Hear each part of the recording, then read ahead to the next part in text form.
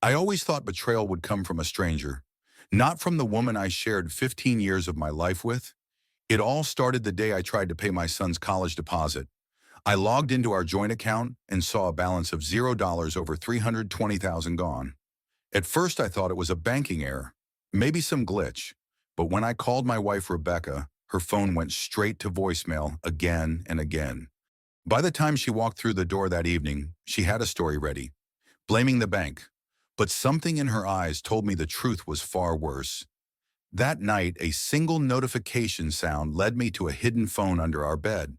And what I found on that phone shattered everything I believed about my marriage. If you think you truly know the person sleeping next to you, let my story be a warning. Stay with me. Because what I uncovered wasn't just infidelity. It was a calculated plan to steal my life's work and destroy my family. Subscribe to Revenge with Chris and tell me, what would you do if the love of your life turned out to be your greatest enemy? I wasn't born into money. Everything I have, I built with my own two hands. At 25, I started a small construction company in Denver. No investors, no family backing me, just grit, long hours, and a vision. Rebecca was there from the beginning. We met when she was a fresh-faced school teacher, full of dreams and passion. We were young in love and ready to take on the world together. For 15 years, we did just that. I poured my soul into growing the business, while Rebecca balanced her teaching career and raising our two kids, Ethan and Lily. We weren't flashy, no luxury cars or extravagant vacations, but we were stable, comfortable. Every paycheck, I'd deposit a portion into our joint account. Savings for the kids' college, for retirement, for the future we always talked about. By the time Ethan was ready for college, that account had over $320,000, a safety net we'd built together, or so I thought. Looking back, there were signs, subtle things I ignored. Rebecca started staying late after school more often. Weekend conferences popped up out of nowhere. She was glued to her phone, always quick to turn the screen away when I walked by, but I trusted her. We'd been through too much for me to question her loyalty. Besides, I was busy managing a company with 30 employees. Doesn't leave much time to play detective. Our kids, they seemed distant lately too, especially Ethan. He barely spoke to me at dinner, always siding with his mother during small arguments. I figured it was typical teenage behavior. You know, Dad's too busy. Dad doesn't get it. I had no idea Rebecca was planting seeds, rewriting the narrative of who I was in their eyes. The day everything unraveled felt like any other. I came home early for once. Excited to finalize Ethan's college deposit, I logged into our account and my heart nearly stopped to zero.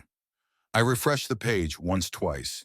It didn't change. I checked for pending transactions, nothing. It was like the money had vanished into thin air. Panic set in.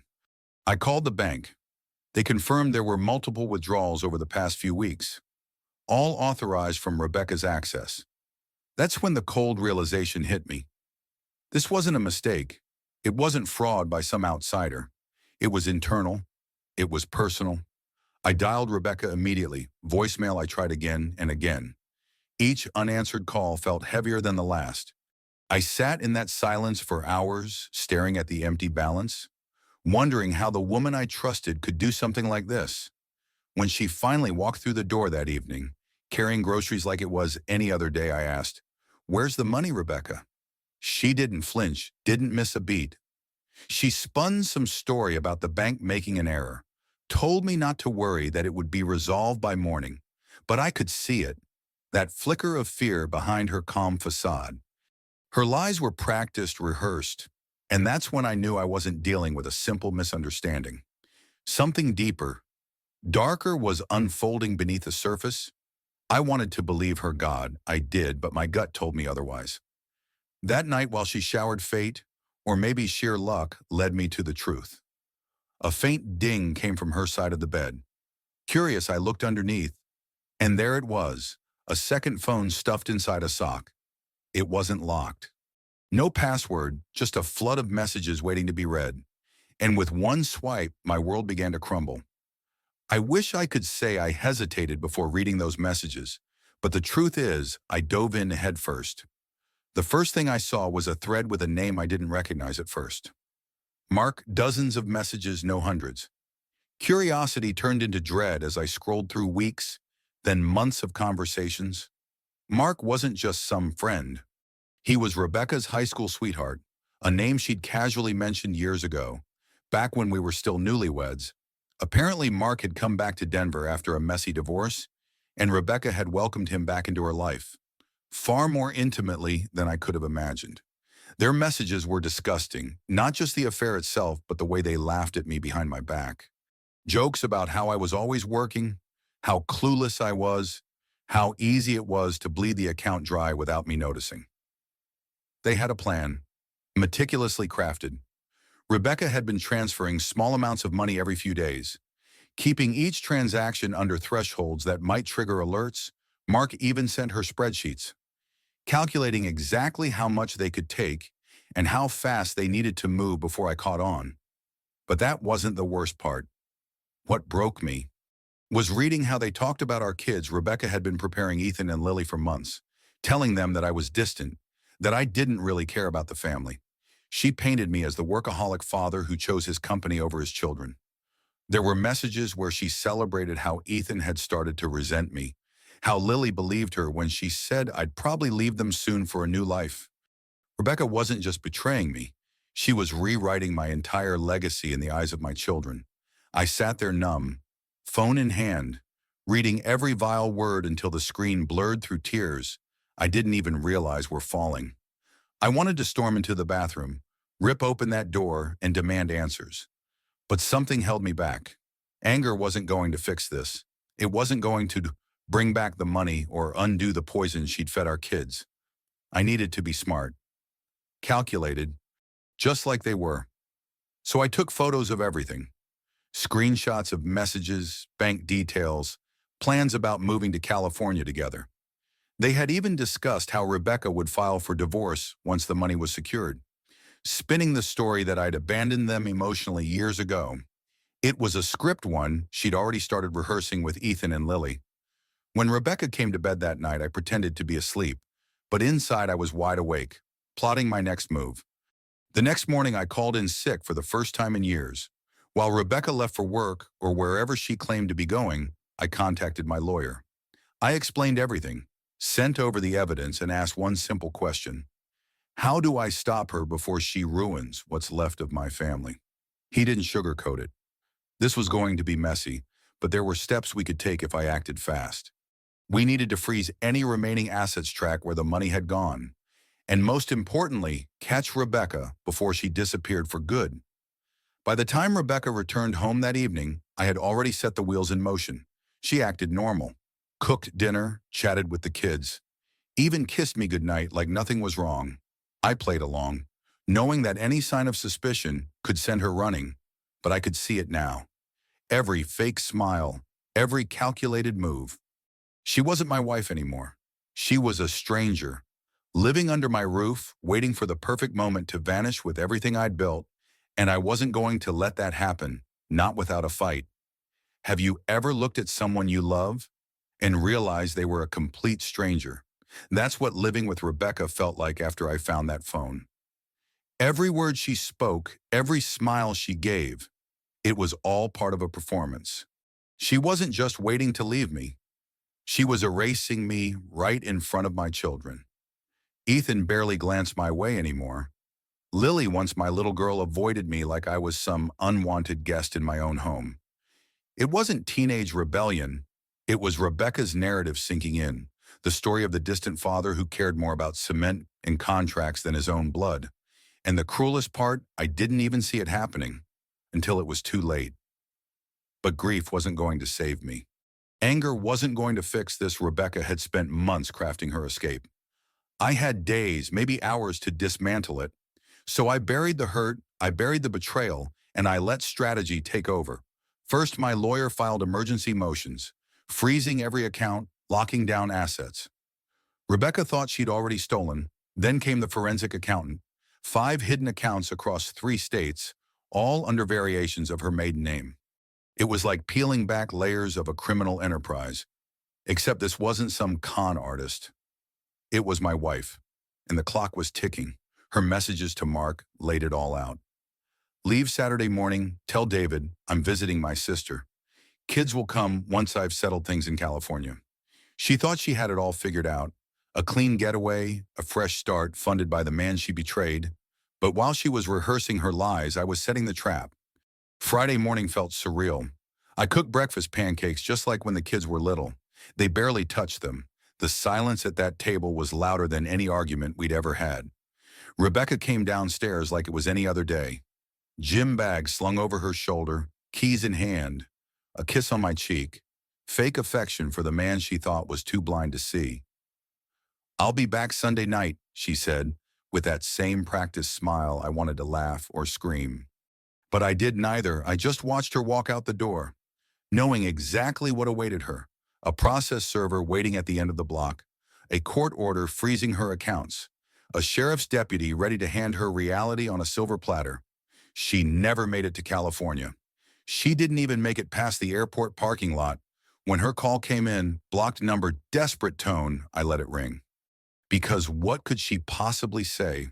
That she was sorry, that it was all a misunderstanding?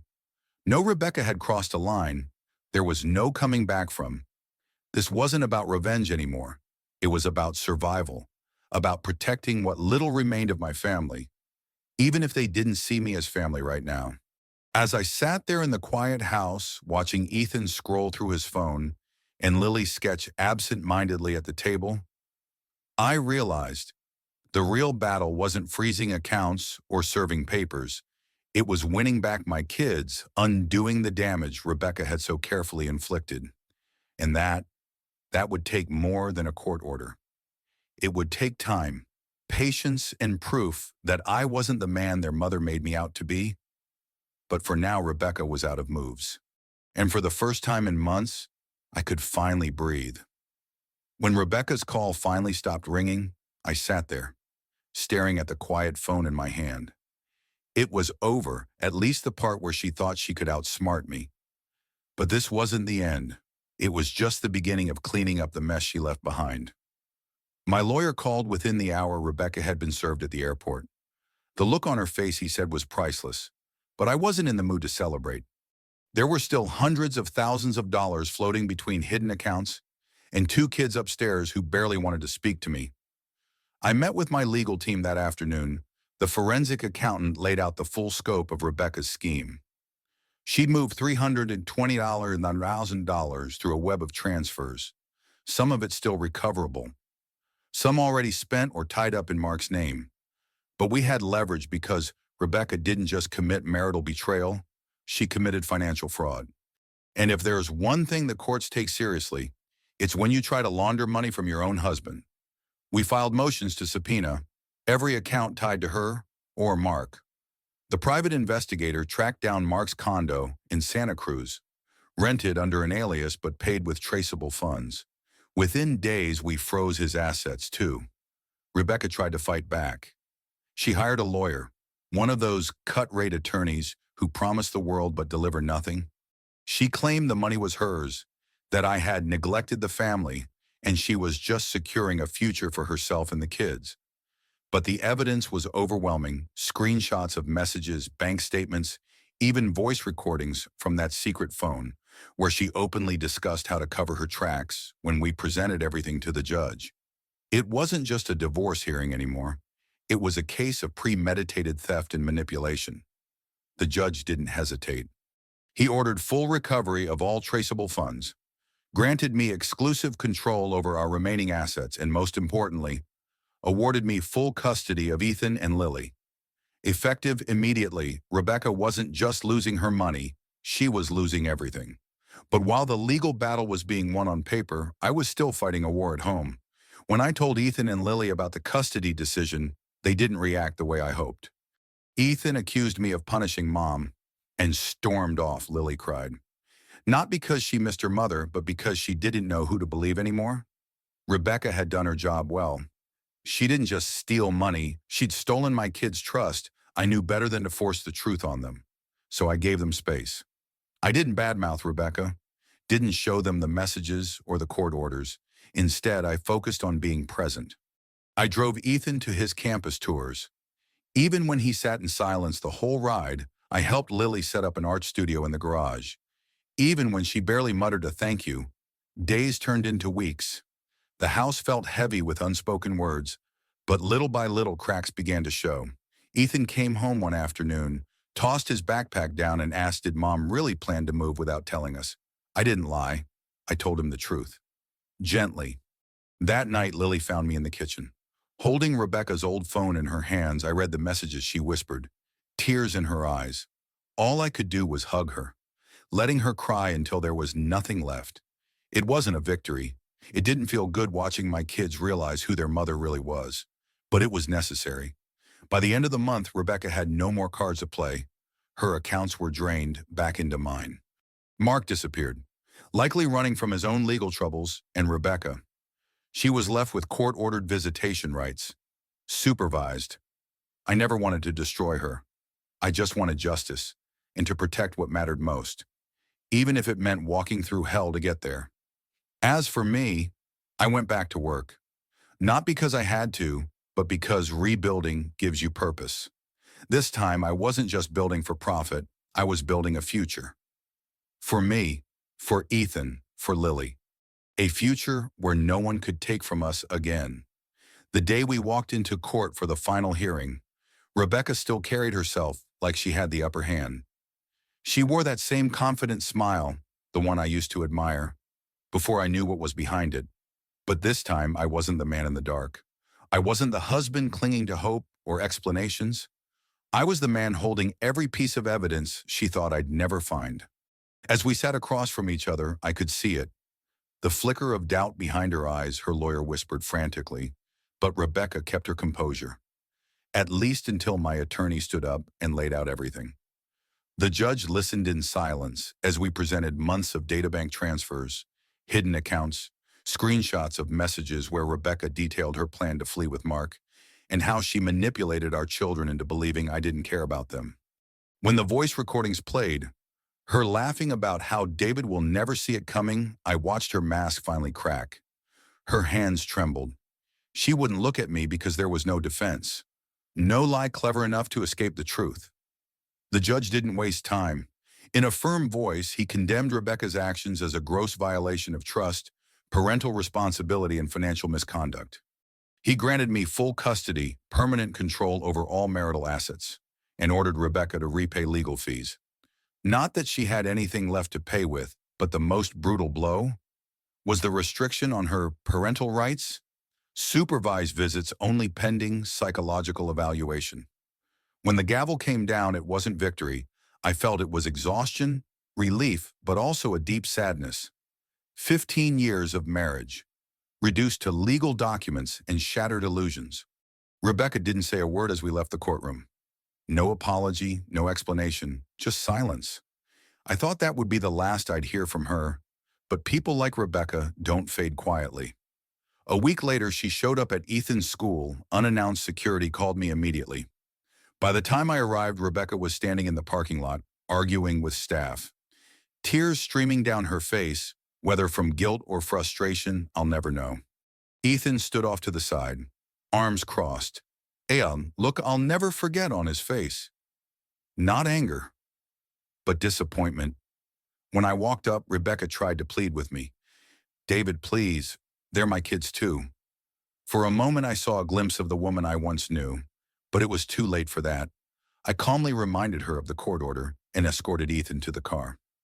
As we drove away, Ethan broke the silence. She lied about everything, didn't she? I nodded, keeping my eyes on the road. Yeah, she did. That was the moment I knew I hadn't just won in court, I'd started to win back my son. Lily's journey took longer. She was younger, more attached to the idea of her mother than the reality, but therapy helped. Time helped, and slowly the distance between us began to close. Meanwhile, Rebecca's life unraveled. Mark vanished, rumor had it. He skipped town when he realized Rebecca had nothing left to offer. She lost her job after the school board caught wind of her legal troubles. Friends distanced themselves and family stopped defending her. When the truth came out, I didn't have to lift a finger. Her own actions did all the damage. Months passed. Then a year, Rebecca moved into a small apartment on the outskirts of town, living off what little she could scrape together. The woman who once planned a fresh start in California ended up trapped in the ruins of her own making. As for me, I focused on rebuilding. Not just financially but emotionally. Ethan and I started working on his car together. Something simple but meaningful. Lily's art began winning local contests. I framed her first blue ribbon and hung it in my office. A reminder that even in the aftermath of betrayal, there's still pride to be found. We weren't the same family we were before. Maybe we never would be, but we were honest stronger. And finally free from the shadows Rebecca cast over us. The fallout was messy, painful, but necessary, because sometimes you have to let everything collapse to see what's truly worth rebuilding. It's strange how life can fall apart and somehow come back together in a way you never expected. A year ago, I thought I had everything figured out: a stable marriage, 2 kids on their way to bright futures, and a business I was proud of. But beneath that surface was a lie I never saw coming. Today, things look different. Ethan just finished his first year of college. We still have our quiet moments, but now when he calls me dad, there's respect in his voice again. Lily's art fills the walls of our home. She even joked that I'm her biggest fan, and she's right. We've built something stronger than what we had before.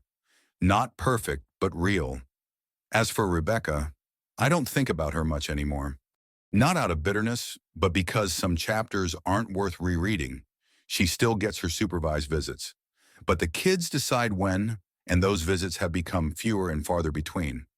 I used to wonder if I could have prevented all this. If I'd worked less, paid more attention, would things have been different? But the truth is, people like Rebecca don't betray you because of what you did. They betray you because of who they choose to be. And no amount of love or loyalty can fix someone who's already decided to break your trust. What I've learned is that trust isn't just given once. It's something you protect, something you watch over even in the people closest to you. But more importantly, I learned that revenge doesn't always come with fireworks or grand gestures. Sometimes the best revenge is surviving. It's standing tall after someone tried to tear you down. It's rebuilding. Not to prove them wrong, but to prove to yourself that you're stronger than their betrayal. If you're listening to this and you've ever felt that sting, that moment when you realize the person you loved was wearing a mask the whole time, remember this: you don't have to fight dirty to win. You just have to be smart, patient, and never let them turn you into something you're not. Because at the end of the day, they lose when you refuse to stay broken. This was my story, but it could happen to anyone. So, what would you do if the person you trusted most plotted to destroy everything you built? Tell me in the comments below, and don't forget to subscribe to Revenge with Chris for more stories about betrayal, resilience, and the quiet strength it takes to rise again.